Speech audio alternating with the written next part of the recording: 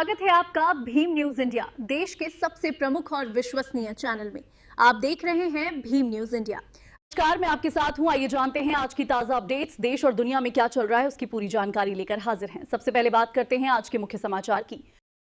अखिलेश प्रसाद सिंह, कांग्रेस के सांसद बिहार से, आज लोकसभा में बोलते हुए उन्होंने टीएन शेषन को याद किया। देखिए आज कांग्रेस टीएन शेषन को क्यों कर याद कर रही है। मैं हूं आपका दोस्त विनय कुमार सिंघल, आप देख रहे हैं भीम न्यूज इंडिया। का जब चर्चा हो रहा है तो स्वाभाविक है कि इसका मतलब चुनाव की गंदगियों से चुनाव को बाहर निकाला जाए। यह प्रयास आज से नहीं बल्कि जब से हम लोगों का संविधान बना और 52 में जब पहला चुनाव हुआ उस समय से ये प्रयास चलता रहा है। और मुझे अच्छी तरह से याद है कि 1952 में के पहला जो आम चुनाव हुआ उसके बाद उस समय के प्रधानमंत्री स्वर्गीय जवाहरलाल नेहरू जी ने चुनाव आयुक्त को ये पत्र लिख के और उनको उसका रिपोर्ट मांगा था, ये कहते हुए कि ऐसे तो आम चुनाव बहुत सफल हुआ है, लोग तारीफ कर रहे हैं, लेकिन कई विसंगतियां भी देखी गई हैं और इस पे मैं आपका रिपोर्ट चाहता हूं और फिर उसको करेक्टिव मेजर लेने के बारे में सरकार सोचती है। उसके बाद से भी श्रीमती इंदिरा गांधी जी के ज़माने में जिस समय सीधे तौर पर न्यायालय लोग जाते थे, कलेक्टर, एसपी जो प्रशासनिक अधिकारी होते थे, उनका चुनाव आयोग के प्रति जवाबदेही नहीं रहती थी, उसको उन्होंने ठीक किया। फिर स्वर्गीय राजीव गांधी जी ने भी अपने ज़माने में जो 21 साल जो छात्र आंदोलन बीच में हुआ, छात्र आंदोलन के बाद हर जगह से ये आवाज़ उठने लगी, विश्वविद्यालयों से, वकालत खाने से, सब जगह से आवाज़ आने लगी कि 21 की जगह उम्र 18 होनी चाहिए। वो भी स्वर्गीय राजीव गांधी जी ने किया और स्वर्गीय राजीव गांधी जी के ज़माने में ही आज सरकारी साइड से हमेशा महिलाओं को 33% आरक्षण देने की बात हो रही है कई वर्षों से। नारी बंधन और कुछ कुछ जो नारे लगाए जाते हैं, लेकिन स्वर्गीय राजीव गांधी जी ने उस समय अपने कार्यकाल में 33% महिलाओं का आरक्षण ग्राम पंचायतों में, जिला पंचायतों में देने का काम किया। अब उस तरफ से जो दो बड़े संशोधन हुए चुनाव सुधार के सिलसिले में, एक पहला इलेक्टोरल बॉन्ड जो चंदा का जिक्र अजय माकन साहब ने, सुरजेवाला साहब ने किया, और एक ऐसी स्थिति बन गई कि एक पार्टी के खाते में 10,000 करोड़ रुपया से ज़्यादा चंदा का रकम और दूसरी तरफ कांग्रेस पार्टी जो नेशनल पार्टी है उसको केवल 1% उसकी उनके हिसाब से 135 करोड़ रुपया हुआ।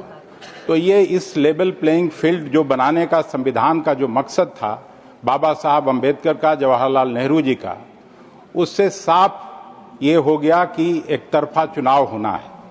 और मैं बिहार से आता हूं, बिहार में मैंने देखा है कि इस बार किस तरह से चुनाव हुआ है।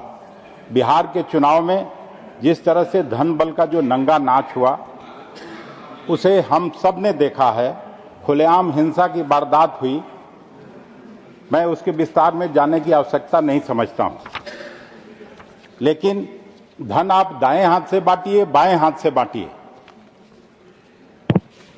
धन तो धन ही है। और चुनाव के समय में जो धन दिया जाता है उसको घूस के रूप में यह किया जाता है।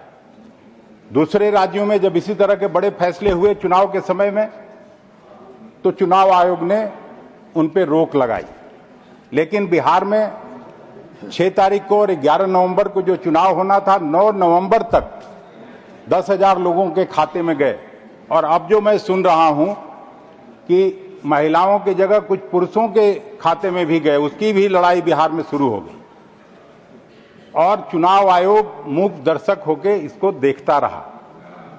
तो चुनाव आयोग, आप भी बोल लीजिएगा, उसमें क्या है।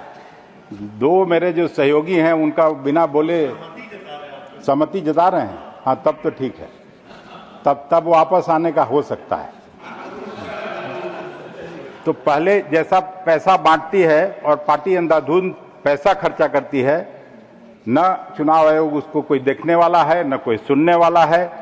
जिससे उम्मीद रहती है वह है केवल चुनाव आयोग, और चुनाव आयोग इस जमाने में धृतराष्ट्र की भूमिका में चला गया है या बना दिया गया है।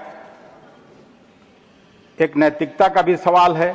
चुनाव आयोग की जितनी विश्वसनीयता अभी गिरी है, हमने आजाद भारत में कभी देखा नहीं। महोदय, एक समय था जब बूथ लूटा जाता था बिहार और उत्तर प्रदेश में, वह कम से कम दिखाई पड़ता था।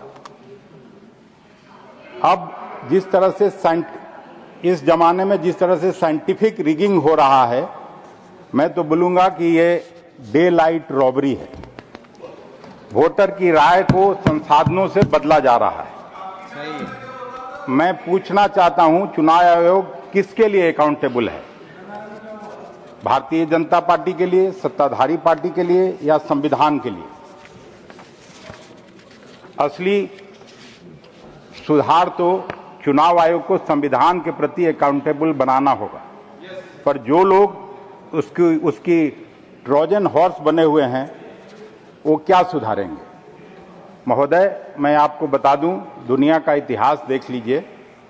लोकतंत्र जब जब लहूलुहान हुआ है, जब जब लोकतंत्र पर ग्रहण लगा है, जब जब डिक्टेटरशिप आया है, तब वह बैलेट के रास्ते आया है, जिसका जिक्र दिग्विजय बाबू ने भी किया।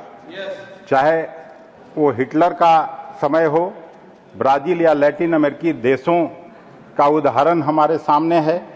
मैं इस सदन और सदन के बाहर के लोगों को कहना चाहता हूं कि एक किताब है, हाउ डेमोक्रेसीज डाई, 320 पृष्ठों का। हालांकि हमने भी पूरा नहीं पढ़ा, लेकिन यह भी जब चर्चा शुरू हुआ था तो मैं आधा उसको जरूर पढ़ा।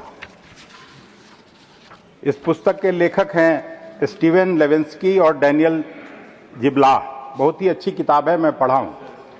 वे साफ साफ लिखते हैं कि 21वीं शताब्दी में लोकतंत्र को खतरा गोली बारूद, क्रांति या हिंसा से कम बैलेट से अधिक हुआ है। उन्होंने कहा है कि ऐसा करने वाले लोकतांत्रिक संस्थाओं को कमजोर बनाते हैं। उनमें ज्ञानेश कुमार जैसे लोग को बैठा दिया जाता है। प्रधानमंत्री जी, we'll have to just edit that name. मुख्य चुनाव आयुक्त कर दिया जाए, उसमें कोई ये नहीं है। प्रधानमंत्री जी डीकोलोनाइजेशन की बात बढ़ चढ़कर करते रहे हैं इस हाउस में और उस हाउस में।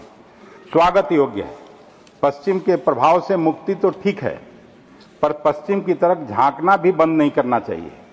वहां इंस्टीट्यूशन को स्ट्रांग किया जाता है, इसलिए ट्रंप जैसे लोगों के आने के बाद भी वहां की संस्थाएं राजनीतिक व्यवहारों से अप्रभावित रहती हैं।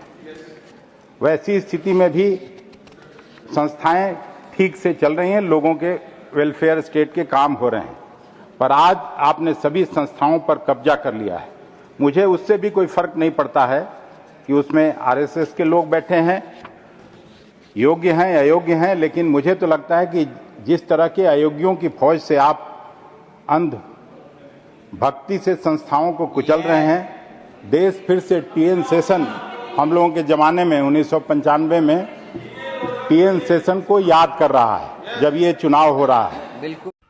आप देख रहे थे भीम न्यूज़ इंडिया। यदि आपको हमारे द्वारा दिखाई गई खबरें पसंद है तो प्लीज़ हमारे चैनल को यूट्यूब पर सब्सक्राइब कीजिए, लाइक कीजिए, शेयर कीजिए, कमेंट्स कीजिए। आने वाले नोटिफिकेशन के लिए बेल आइकन का बटन दबाना ना भूलें। भीम न्यूज़ इंडिया के फेसबुक पेज, ट्विटर यानी एक्स पर भी फॉलो कर सकते हैं। बने रहिए हमारे साथ, देखते रहिए आपका अपना लोकप्रिय चैनल भीम न्यूज़ इंडिया। आपका बहुत बहुत धन्यवाद।